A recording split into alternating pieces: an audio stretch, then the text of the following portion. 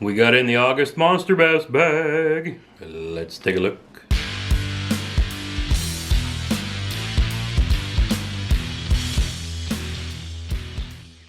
What's up, everybody? Welcome back to Fishing with Gramps right here on YouTube. If you're brand new to fishing or just looking for some refresher courses, how-tos, reviews, the occasional unboxing, and lots of fishing, you've come to the right spot. Today we're going to take a look at the Midwest Regional Pro bag from Monsterbass, the one company that chooses your baits based on where you live, the time of year it is, and how you fish. So if you fish from the bank, don't expect the same baits for somebody who fishes in a kayak or boat. It's a regional bag based on where you live and how you fish. So let's take a look and see what we got this month. I'm as Midwest can get, right here in southern Indiana, where it's hot, 91 degrees, and we're in the middle of our summer pattern. Now, one of the cool things Monsterbass does, sends you a reusable bag.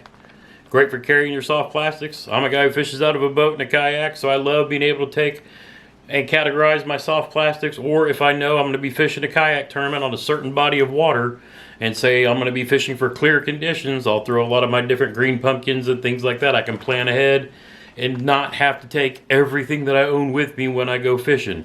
I can just grab what I know that I'm going to need or expect to need, throw them in a bag or two, throw them in the kayak, and hit the water. And it's nice because they actually give you a section where you can mark on here with the Sharpie what you're carrying in here. If you say, have a worm bag, a bag for, you know, craws or chatterbait trailers in my case, comes in real handy. Now, I fish out of a kayak and a boat, so I have stuff for, you know, more or less fishing off the banks, so I expect my box to be a little different than others that you may see online for, say, somebody who does a lot of bank fishing. So before we get started, let me talk a little bit about what I would normally expect to see in a summertime pattern. And just so you know that I'm not saying this based on this unbagging for this video, I've done some live streams lately with my brother and other anglers here in the Midwest, and we talk about how we fish with summer baits. What are the things that we like to throw? For our bigger lakes and reservoirs here in Indiana, we can have water that's 30, 40, 50, 60 feet deep.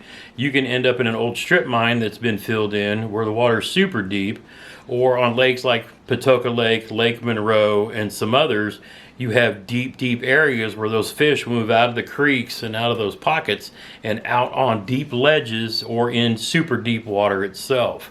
So keep that in mind when we talk about some things. If you're fishing in a pond, well, you're not going to have super deep water. You're probably going to have some weeds around the edge of the ponds, things like that, that you're going to fish near. But for the big lakes that we have around here, deep cranks, deep Carolina rigs, things like that are what we're going to focus on. But in some cases, like the tournament that I fished this weekend, those wind-blown points and pockets that are off main lake points, those fish will move up when they're ready to go feed into shallower water, 3 to 4 to 5 feet, and they'll wait for that wind to push the bait fish in against the bank or against the weed lines. So keep that in mind. Now, summer is notorious for being top water time.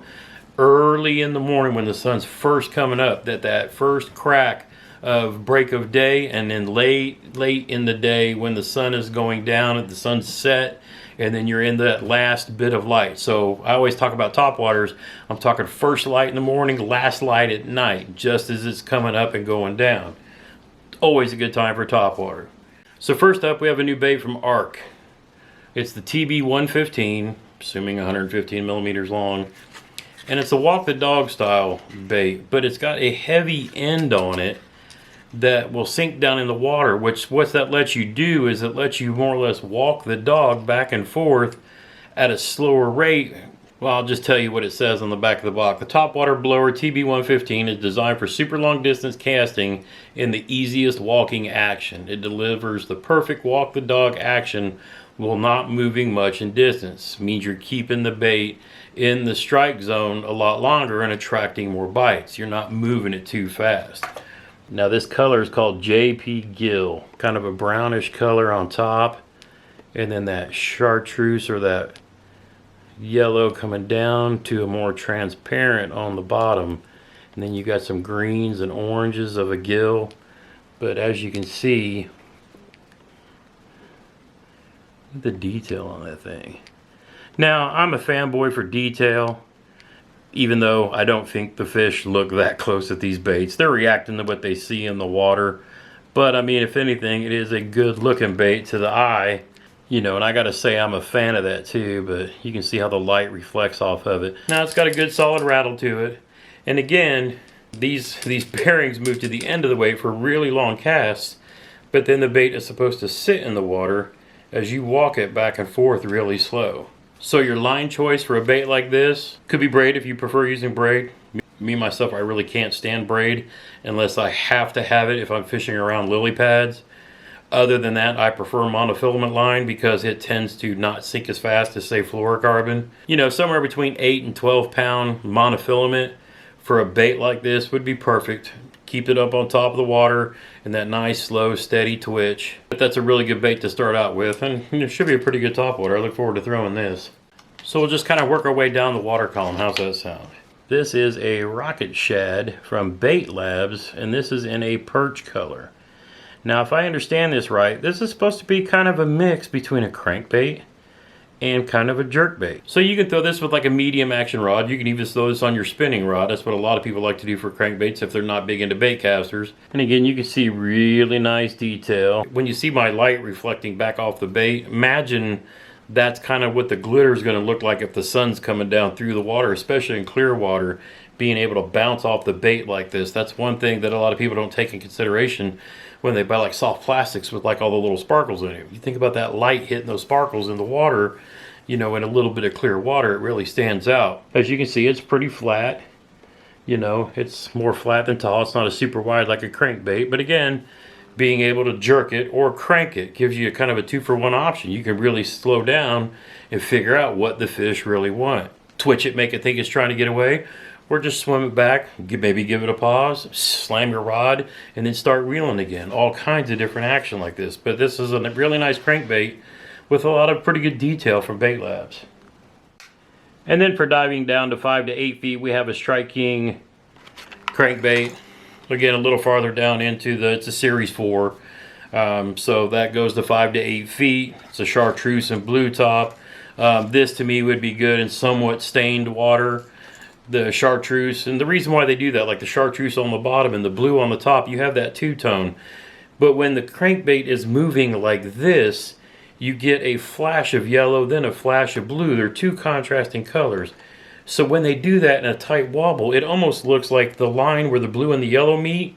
That's really what attracts the attention of the bass. They feel the vibration of the crankbait itself, but when they see it, they see that blue and yellow alternating. It gives them something to focus on. This is a good choice, especially down at those deeper depths. If you're fishing a ledge off of, or say you're casting up onto a point, on a, you know, especially a main lake point, if you're in a boat or a kayak like I would be, you're casting it up to more or less the bank, maybe cutting it just short, and then you're pulling it down that point into deeper water, so it can dive down to like 8 feet, and it'll come bouncing down and banging those rocks and, you know, causing a commotion on the bottom of the water, kicking up the dirt like a crawfish would when it's coming down. And then we have a bait that's somewhat confusing to me. If I'm seeing a chartreuse spinnerbait, right, I would expect this to be something that I would see Colorado blades on. If I'm expecting stained water in a spinnerbait, I expect at least one big gold willow leaf blade to throw off gold flash, again a different color in stained water, and then maybe a small Colorado blade to give off thump. I don't know who Steel Shad is, but I can't see the logic of the combination of things that they came up with here. The detail in the head is nice with the eyes. Pretty good bait keeper. It's kind of like the double, well, maybe even triple ridge thing to push the bait up onto to hold the plastic in place. And then the skirt itself does look like it's hand tied. And I like the hand tied stuff because they seem to last a lot longer than the rubber bands that end up on a lot of jigs or spinnerbaits that rot after a season. You know, you put your stuff up for the winter, you open it back up in springtime, and all of the bands have rotted, and you know, it's just like having an old rubber band on it. So I do like the hand-tied skirt, and I love how the fact that they've got it just in there just right to give it plenty of fluff out there.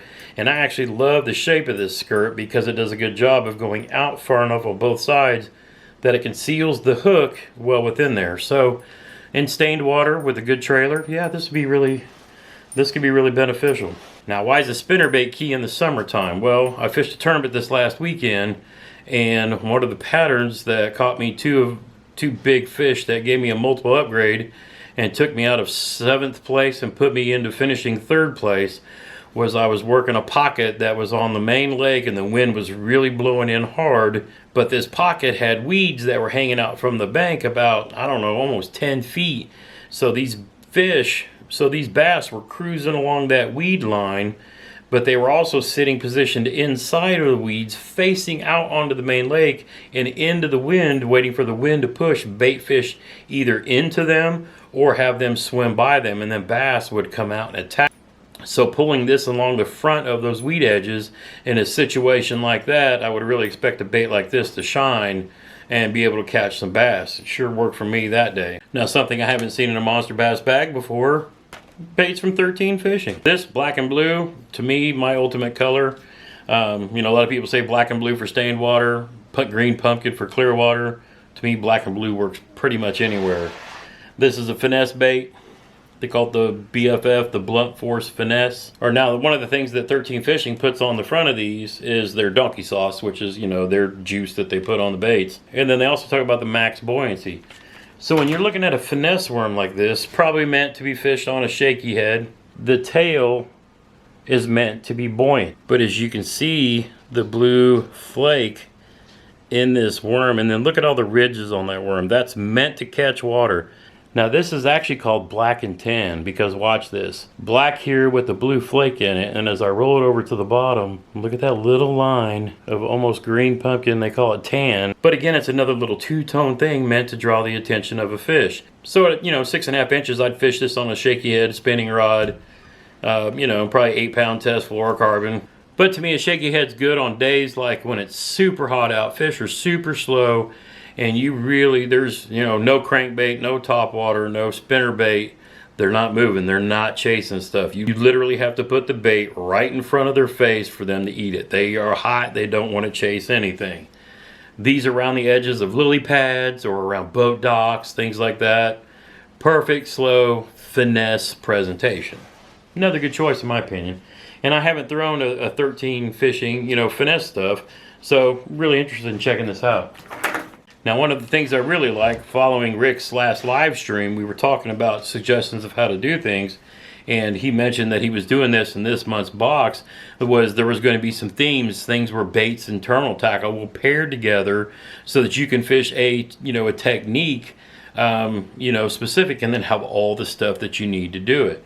So for this next bunch, and I mean a bunch because it's 4 different things to kind of support the one technique, we start with the X-Zone Lures Adrenaline Bug Junior. Now X-Zone is a brand I had never fished before until this year when I started getting some of their products in the Monster Bass bag.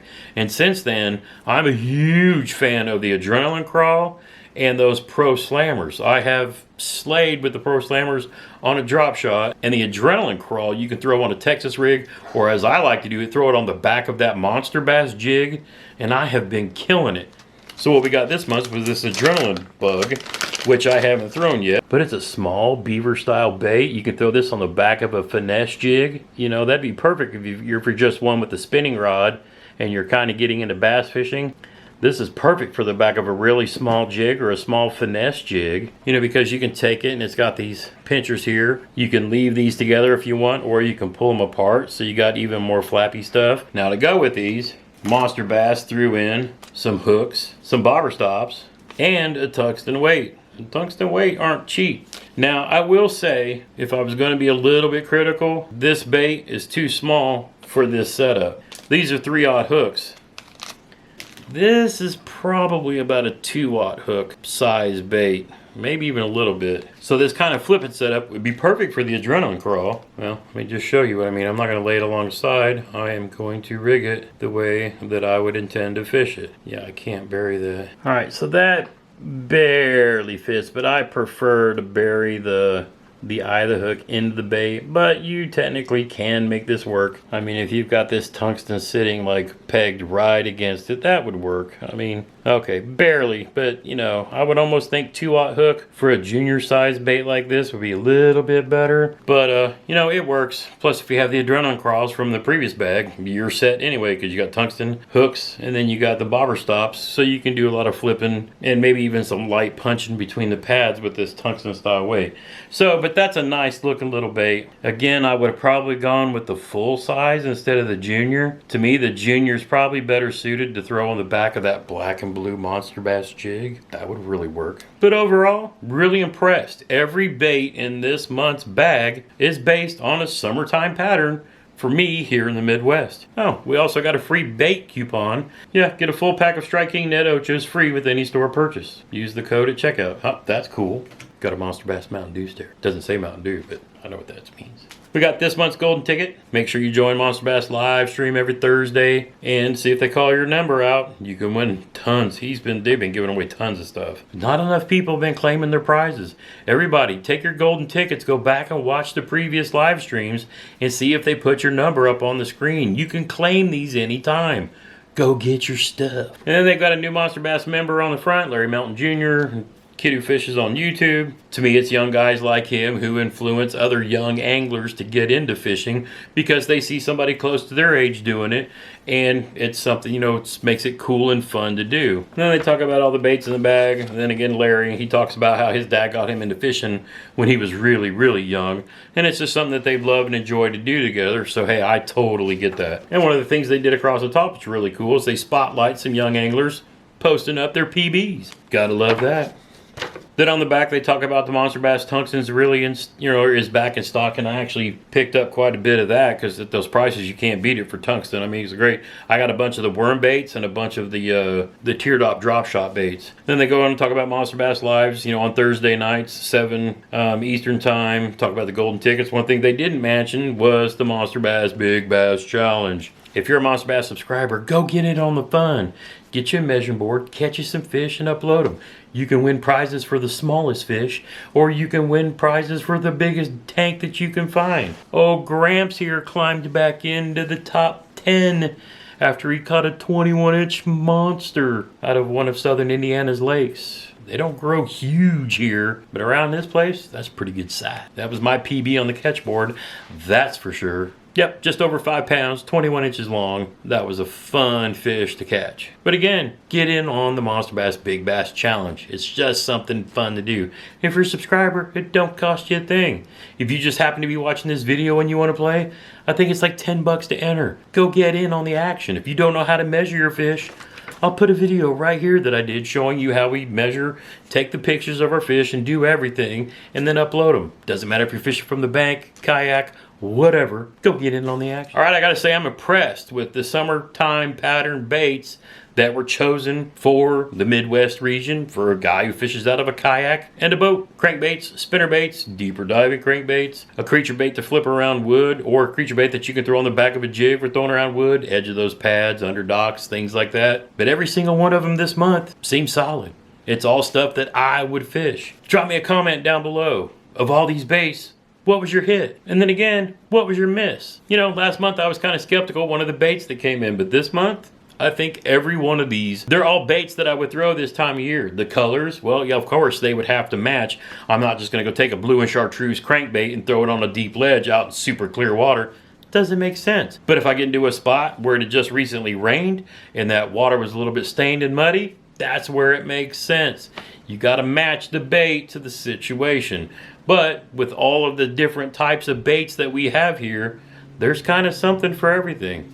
So I think this month is a winner. Now, if you want to see the video for how I measure the fish for the Monsterbass Big Bass Challenge, you can watch that right here. If you want to see the playlist for how I rig those soft plastics like the shaky head worm and the Texas rig, you can watch that playlist right here. Until next time, get outside when you can and make a memory. One cast at a time.